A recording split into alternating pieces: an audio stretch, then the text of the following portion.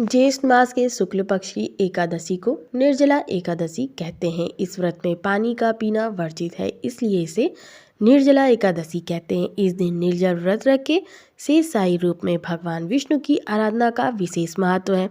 शास्त्रों में इस व्रत का काफ़ी महत्व बताया गया है। ऐसा माना जाता है कि इस एक व्रत को करने से आपको सभी 24 एकादशियों के व्रत का पुण्य प्राप्त होता है। यह व्रत भगवान विष्णु को सबसे अधिक प्रिय है।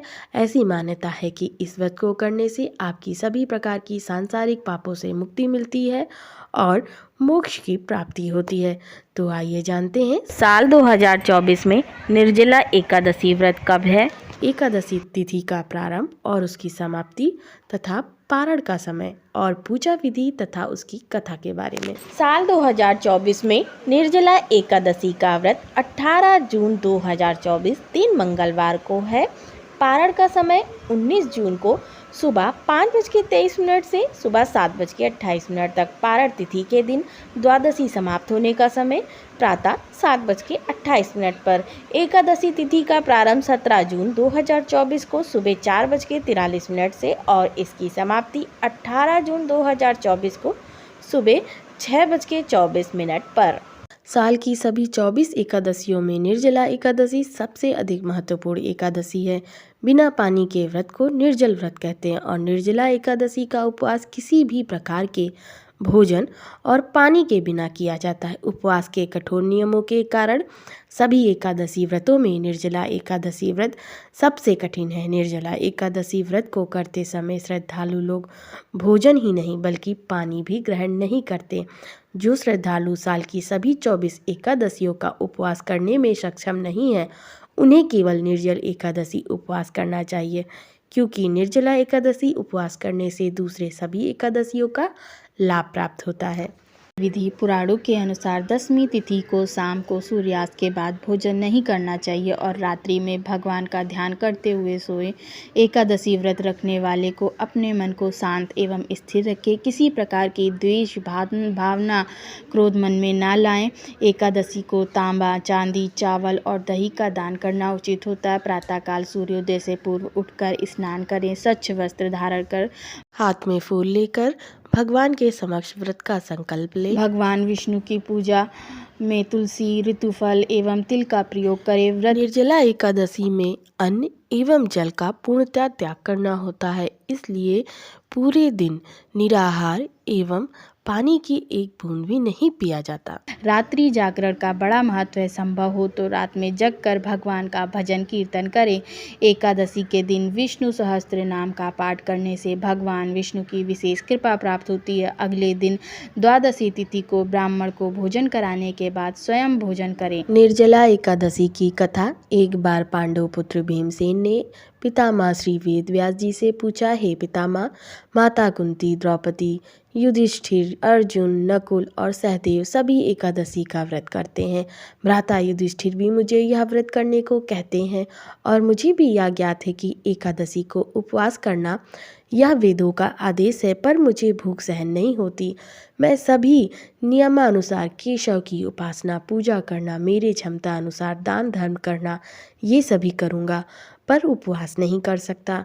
कृपया करके उपवास के बिना एकादशी व्रत कैसे करना चाहिए, इस विषय में आप मुझे बताएं। यह सब सुनकर भीमसेन को श्री वेदव्यास जी ने कहा, हे भीम, अगर नरक के स्थान पर स्वर्ग जाता है तो मास के दोनों एकादशी का पालन तुम्हें करना चाहिए, अर्थात दोनों एकादशी को अन्न ग्रहण नहीं करना चाहिए। भीमसेन ने कहा, वर्ष में आने वाली 24 एकादशियों का उपवास करना मेरे लिए असंभव है। रात दिन की बात क्या, मैं तो क्षण भर के लिए भी भूखा नहीं रह सकता। भूख नाम का उदराग्नि मेरे उदर में नित्य प्रज्वलित रहती है। उसे शांत करने के लिए मुझे बहुत कुछ खाना पड़ता है। बहुत हुआ तो वर्ष में एक दिन मैं उपवास कर सकता हूँ। इसलिए आप मुझे योग्य ऐसे एक व्रत के बारे में बताइए जिससे मेरा जीवन मंगलमय बन जाए। श्री वेदव्यास जी ने कहा, हे राजन, अभी मैंने तुम्हें सभी वैदिक विधियां बताई, परंतु कलयुग में कोई भी उसका पालन नहीं करेगा। इसलिए बहुत ही ऊंचा और सर्वहितकारक श्रेष्ठ व्रत मैं तुम्हें बताता हूँ। यह व्रत सभी शास्त्रों का, पुराणों का सार है। जो कोई भी शुक्ल और कृष्ण पक्ष में आने वाली एकादशी का पालन करता है उसे नरक नहीं जाना पड़ता। व्यास जी के कथन पर बलशाली भीमसेन भय से कांपते हुए पूछे, हे पितामह, अब मैं क्या करूं? मास के 2 दिन का उपवास करने में पूर्ण असमर्थ हूँ। कृपया आप मुझे ऐसा व्रत कहें जिसके पालन से मुझे सभी व्रतों का फल प्राप्त हो। उसके पश्चात श्री वेद व्यास जी ने कहा, ज्येष्ठ मास के शुक्ल पक्ष में जब सूर्य वृष अथवा मिथुन राशि में आता है उस समय के एकादशी को निर्जल कहते हैं। इस दिन जल भी ग्रहण नहीं करना चाहिए। इस दिन आचमन करते हुए 1 राई डूबे इतना ही जल लेकर आचमन करना चाहिए। इससे ज़्यादा जल पीने से मद्यपान करने का परिणाम प्राप्त होता है। इस एकादशी में कुछ भी खाना वर्जित है। खाने से व्रत भंग हो जाता है। एकादशी के सूर्योदय से द्वादशी के सूर्योदय तक पानी भी वर्जित है।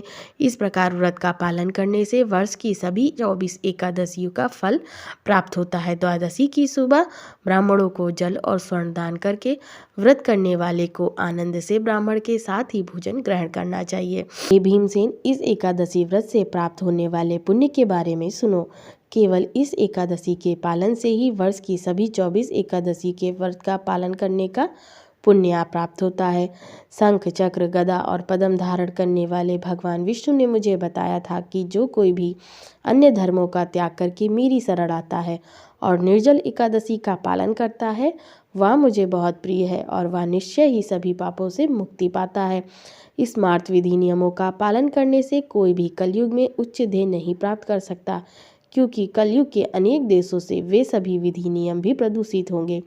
हे वायुपुत्र, किसी भी एकादशी में अन्न खाना त्याज्य है। साथ ही निर्जल एकादशी में पानी पीना भी वर्जित है। इस व्रत के पालन से सभी तीर्थ स्थान के यात्रा का फल मिलता है और मृत्यु के समय भयानक यमदूतों के स्थान पर विष्णु दूत उस व्यक्ति को वैकुंठ ले जाते हैं। इस एकादशी का पालन करके जो कोई भी गौदान करता है वह सभी पाप कर्मों से मुक्त हो जाता है।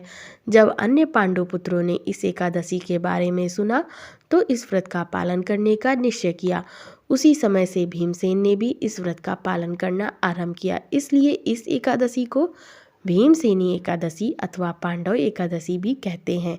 भगवान श्री कृष्ण ने घोषणा की, जो कोई भी इस दिन पुण्य कर्म करता है, तीर्थ स्थान में स्नान करता है, वैदिक मंत्रों का पठन करता है और यज्ञ करता है, वह सब अक्षय पुण्य को प्राप्त करता है। इस व्रत की महिमा जो कोई भी श्रवण करेगा उसे अमावस के साथ आने वाली प्रतिपदा के दिन पितरों को दिया हुआ तर्पण का फल प्राप्त होता है।